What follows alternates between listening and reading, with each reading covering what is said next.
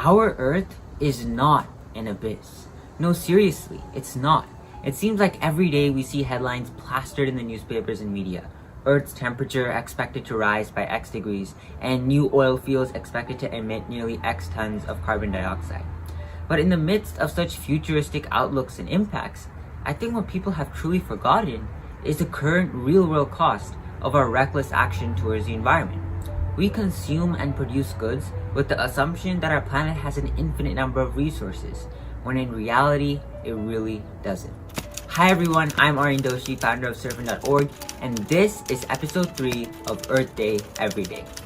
Did you know that according to biologist Paul Ehrlich, our current consumption-driven lifestyle requires an equivalent of 5 Earths, and we just have one? Politicians and the media alike oftentimes dismiss climate change as a problem altogether, or they view it as a problem for tomorrow. Oblivious to the current real-world impacts, they take bliss in this ignorance and shirk away from plausible, feasible solutions to address this issue. Take a listen. Earth is not warming right now. So, did you notice a few years ago... Wait, do you think the Earth is not warming? Climate has always changed, but you can't distinguish mankind's contribution from natural variability. I asked the chair, you know what this is? It's a snowball. So it's very, very cold out. We talk about climate change without thinking about the impact on the people of today and right now. Finding a way to let people understand the today and right now of climate change has always proved to be both elusive and frustrating for me. And oftentimes I find myself imagining the circumstances of those people of today and right now. What about that farmer in Kenya who can't trust the rains to nourish the crops anymore? What about that firefighter in Australia who can't keep pace with the relentless march of flames?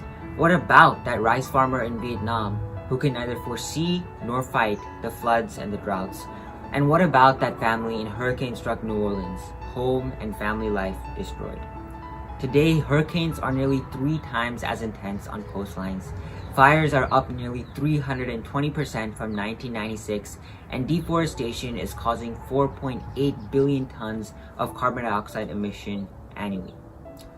But don't just think about the natural disasters. We gotta think about the people of today and right now. I mean, to actually seek environmental justice, we need to place ourselves in the shoes of these people. It is about the rest of the world, a peek into the story of these people. Because before you step into the stories of these people, you view the problem of climate change as one of tomorrow. Yes, you know it exists, but a lack of immediate feeling and impact causes us all to keep overlooking this issue. So now what? I think one of the most unique things about climate change is that it is unlike any problem we've ever solved together as humanity. Because to solve it requires a togetherness. It truly does. And so it has a way of uniting each and every one of us, regardless of our backgrounds, regardless of where we come from. Climate change doesn't just affect you or me, it affects us all. Here and then, we always get reminders, sad but true, of climate change. The fiery orange skies in New York, deforestation in the Amazon, the asthma and breathing of individuals all across the globe, growing season for crops destroyed, a livelihood and family's food destroyed. I mean, the list just keeps going on and on and on. We have to put ourselves in the shoes of that farmer whose entire life depends on the success of crops. At first, my approach to the climate crisis was not altogether different from the tragedy of the commons. I mean, premised on the idea of individual actions versus self-gain, the tragedy of the commons epitomizes this attitude. How are my actions, that of just one individual, going to make any difference in solving the magnitude of such an issue like climate change? How will my actions, that of one individual, bear any difference in solving a crisis at this scale, at a scale we've never seen before?